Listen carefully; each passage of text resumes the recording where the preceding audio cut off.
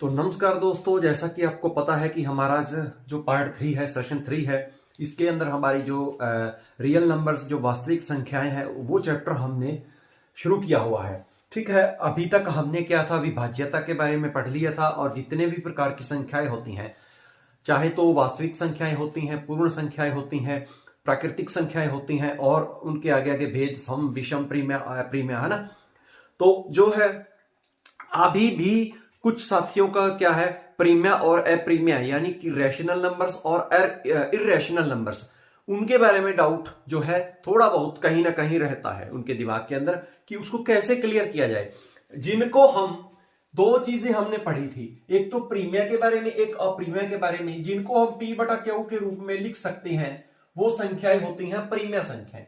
जिन्हें हम पी बटा क्यू के रूप में नहीं लिख सकते, ठीक है, वो होती हैं अप्रीमिय संख्याएं। क्या होती हैं वो? अप्रीमिय संख्याएं होती हैं। अभी हम क्लियर करते हैं कैसे। 3/5 सीधा सीधा पता चल रहा है कि ये ऊपर वाला पी है, नीचे वाला क्यू है, मान के चलिए। तो ये क्या है? ये एक प्रीमिय संख्या है। और वर्गमूल 25 किसके बराबर होता है भाई? वर्गमूल 25 किसके बराबर होता है? 5 के बराबर होता है। किसके बराबर होता है? 5 के। अगर 25 का वर्गमूल किया है तो क्या होता है? 5। अभी 3.14 कहीं ना कहीं ये खत्म हो रहा है। आप इसे 314 बटे में 100 लिख सकते हो, है ना। कट कटा के जो भी इसका 2 से अगर भाग करोगे तो ये कितना आ जाएगा? 157 बटा में 50। इस तरह से आप लोग लिख सकते हो। तो यानी ये भी पी बटा क्यू के रूप में लिखी जा रही है। अब 5 है, इसके नीचे 1 लगा सकते हो आप, तो ये भी पी बटा क्यू हो गया। सेम क्या है यहां पर भी 2.371 इस तरीके से इस संख्या को हम लिख सकते हैं। ओके, आप लोग इसे किस तरीके से लिख सकते हो? 2.371 का इसके ऊपर बार भी लगा सकते हो। क्या लगा सकते हो? इसके ऊपर आप लोग बार भी लगा सकते हो। जब कुछ भी एक डिजिट या 2 डिजिट, 3 डिजिट वो बार बार वही रिपीट हो रहे हैं, तो वो किसके अंदर आएंगे? वो प्रीमिया संख्या के अंदर आएंगे, जिनको हम पी बटा क्यू के रूप में लिख सकते हैं। हम इसको आगे हल करेंगे, मैं आपको बताऊंगा कि आप इसे किस तरीके से लिख सकते हो। अब 1.333 बार बार रिपीट हो रहा है ना। ये सारी क्या है? प्रीमिया संख्याएं हैं। अभी अप्रीमिया संख्याओं के बारे में पढ़ते हैं। अभी आप सोच रहे होंगे कि पाई का मान क्या होता है? 22/7। तो 22/7 जो है वो पाई का यथार्थ या वास्तविक मान नहीं है, क्योंकि वो अप्रोक्सीमेट वैल्यू ले रखी है। क्या ले रखी? Approximate value. अब 3.14 भी पाई के बराबर लिखा जाता है कई जगह, है ना। कई जगह 3.14 भी लिखा जाता है, लेकिन ये भी प्रॉपर वैल्यू नहीं है, ये भी अप्रोक्सीमेट ले रखी है। ये आगे आगे बढ़ती है, 3.1475 ऐसा कुछ है आगे, है ना। समझ रहे हो ना। और 22/7 भी। तो लेकिन हम इसको तो पी बटा क्यू के रूप में लिख सक रहे हैं, इसे भी। ओके, समझ रहे हो। अगर पाई को, अगर आप पाई बहुत जगह अनेकों परीक्षाओं के अंदर पूछते हैं कि ये प्रीमिया है या अप्रीमिया है, तो ये किसकी कैटेगरी में लिखोगे? अप्रीमिया की कैटेगरी में। अब आई बात ये 1 पॉइंट के बाद के वाली, जैसे ये पॉइंट के बाद वाली बात आई थी 371 यहां केवल क्या था? 1.3 था इसमें। इसके ऊपर आप बार लगा सकते हो। बार का मीन्स ये होता है कि ये डिजिट रिपीट हो रहा है। इन तीनों के ऊपर हमने बार लगाया, इन तीनों के ऊपर, मीन्स ये तीनों बार बार रिपीट हो रहा है। 371, फिर 371 आ रहा है, फिर 371 आ रहा है। ओके, भाग करने पर अभी यहां पर क्या है? अब आप किसके ऊपर बार लगाओगे? ये बात समझिए। यहां पर 1.01001 देखो, 1 0 2 0 3 0 फिर 4 0 1 आएगा, 5 0 1 आएगा। तो यहां पर तो कुछ रिपीट हो ही नहीं रहा है। यहां तो जो है बढ़ रहा है आगे आगे, है ना। कुछ भी रिपीट हो नहीं रहा। इसीलिए हम ऐसी संख्याओं को किस कैटेगरी में रखते हैं भाई? अप्रीमिया की कैटेगरी में। अप्रीमिया यानी इररेशनल नंबर। कौन सी कैटेगरी? इररेशनल। ये होती है रैशनल। समझ रहे हो मेरी बात भाई आप लोग? ओके, अब वर्गमूल 2 है, इसका कोई प्रॉपर जो वर्गमूल इसका होता नहीं, पूरा पूरा है, नहीं होता ना। इसीलिए इसको भी हम किस कैटेगरी में लिखेंगे? अप्रीमिया की। वर्गमूल 5 है, अप्रीमिया। अगर वर्गमूल 4 आ जाता तो वो इस कैटेगरी में लिखते, क्योंकि वर्गमूल 4 किसके बराबर होता है? 2 के। वर्गमूल 9 किसके बराबर होता है? 3 के। वर्गमूल 16 4 के बराबर होता है। वर्गमूल 25 हमने यहां लिया ही है। समझिए, जो पूरा पूरा वर्गमूल हो जाता है वो प्रीमिया की कैटेगरी में, और जिनका नहीं होता वो अप्रीमिया की कैटेगरी में। सेम इसी कंडीशन का एक और सवाल है, 6 7 5 फिर 3 आया, फिर 6 आया, फिर 4 आया, अब 6 के बाद यहां 7 आया, 6 के बाद यहां 4 आ रहा है। तो रिपीट तो कुछ हो ही नहीं रहा, आप किसके ऊपर बार लगाओगे भाई? कुछ रिपीट नहीं हो रहा, हमेशा बदल कर वैल्यू आ रही है, हमेशा वैल्यू बदल कर आ रही है, तो आप इसे भी अप्रीमिया की कैटेगरी में रखेंगे। समझ रहे हो? अब आपको बहुत सारा प्रीमिया और अप्रीमिया के बारे में क्लियर हो चुका होगा, मैं उम्मीद करता हूं। ठीक है, अभी और कुछ एग्जांपल कर लेंगे हम, आगे जो सेशन आएगा हमारा तो और क्लियर होता जाएगा। ठीक है, चलिए अब हम एक महत्वपूर्ण सवाल को हल करते हैं, संख्याओं में से ही है ये भी। कहता है, एक सवाल में हमसे पूछता है कि 2 अंकों की एक संख्या है। भाई ये सवाल थोड़ा लंबा है, सिर्फ आपको सुनना है। देखिए मैं आपको समझाने की कोशिश करता हूं। कहता है कि 2 अंकों की एक संख्या है, 2 अंकों की, 2 डिजिट्स की संख्या। 2 डिजिट्स की संख्या कहां से शुरू होती है? आपको पता ही है, 10 से शुरू होती है और कहां कहां पर चल जाती है ये? 99 तक। ये सारी कितने अंकों की संख्याएं हैं? 2 अंकों की संख्याएं है ना। अब इससे आगे बढ़ोगे तो वो कितने अंकों की चल पड़ेगी? ये 3 अंकों की चल पड़ेगी। कितने अंकों की? 3 अंकों की। इससे ये कितनी है? अब आपसे एक और, इस सवाल से थोड़ा हटकर मैं भटक रहा हूं। अगर आपसे पूछ ले कि टोटल 2 अंकों की कुल कितनी संख्याएं हैं, 2 अंकों की कुल कितनी संख्याएं हैं, तो आप क्या करोगे? 99 में से 9 घटा दोगे तो कितना बचा? 90। अब आप सोच रहे होगे भी 9 क्यों घटाया?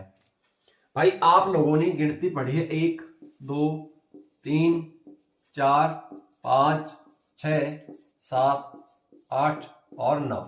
अब ये आप लोग बताइए, 9 एक अंक की संख्या है, 2 अंक तो कहीं भी नहीं है इसमें। एक अंक है, एक है, एक है, एक है, एक है, एक एक एक एक, सब में एक है। समझ रहे हो? इसीलिए हम 99 में से 9 को घटा करके बाकी जो संख्याएं बचती हैं वो 2 अंकों की कुल कितनी संख्याएं हैं, अगर हमसे पूछ ले एग्जाम के अंदर तो आप बोलोगे कि 90 कुल कितनी संख्याएं हैं। 90। एक अंक की कुल कितनी संख्याएं हैं? कुल 9 संख्याएं हैं। 3 अंकों की कुल कितनी संख्याएं हैं? 3 अंकों की संख्याओं में से आप 99 तक घटा दोगे, बस इतना ही करना है आप लोगों को। तो कितनी बची? 900। अगर आपसे पूछ ले कि 4 अंकों की कितनी संख्याएं हैं, 4 अंकों की कुल कितनी संख्याएं हैं, तो आप उसमें से 3 अंकों की संख्याएं घटा दोगे तो वो जो बचेंगी वो 9000।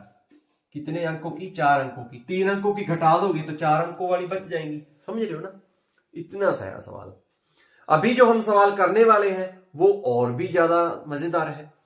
अब कहता है कि 2 अंकों की एक संख्या है और उसके दोनों अंकों के स्थान आपस में बदल देने पर। अब 2 अंकों की संख्या 10 से 99 तक है, इनमें से कोई एक संख्या है, 11 12 13 14 55, जो भी कुछ भी आता है। चलिए अभी समझते हैं। उनके स्थान आपस में बदल देने पर, यानी कि एक तो इकाई का अंक होता है 2 अंकों में, एक होता है दहाई का अंक, 2 ही अंक होते हैं। अब इन दोनों को आपस में बदल देने पर, इस अंक को यहां लेकर आने पर और इसे यहां लेकर आने पर, समझ रहे हो, दोनों का जो जोड़ है वो कितना है? 132। ठीक है, अभी मैं एक एग्जांपल देता हूं इससे अलग। मान के चलिए हमारे पास एक संख्या है, आप कोई भी सोचिए, 24 है, मान लो 24 है। जैसे ये इकाई का अंक 4 है, दहाई का अंक 2 है। दोनों के स्थान आपस में बदलने पर 2 इधर आ गया, 4 इधर आ गया, दोनों के स्थान आपस में बदल दिए। अब इनका जोड़ कितना है? 6 6 66 है ना? ओके, समझ रहे हो? ठीक है, चलिए यहां तक तो क्लियर हो गया। अब मैं इसको इरेज करता हूं और अब मैं ऑप्शन लिखता हूं एक बार। पहले सवाल को पूरा मैं बाद में पढ़ूंगा, पहले मैं ऑप्शन लिख देता हूं क्योंकि ऑप्शन ही सबसे ज्यादा जरूरी है। ए बी सी और डी। अब ऑप्शन दे रखा है 37 73 84 और एक दे रखा है 62। अब देखिए भाई, मैं सवाल दोबारा पढ़ता हूं। 2 अंकों की एक संख्या है, दे रखी है भाई, 2 अंकों की, सारी चारों ही संख्याएं 2 अंकों की हैं। ओके, चारों में से हमने कोई एक छांटनी है। कहता है कि उनके अंक आपस में बदल देने पर उनका जोड़ कितना हो जाता है? 132। और उनका अंतर 4 है।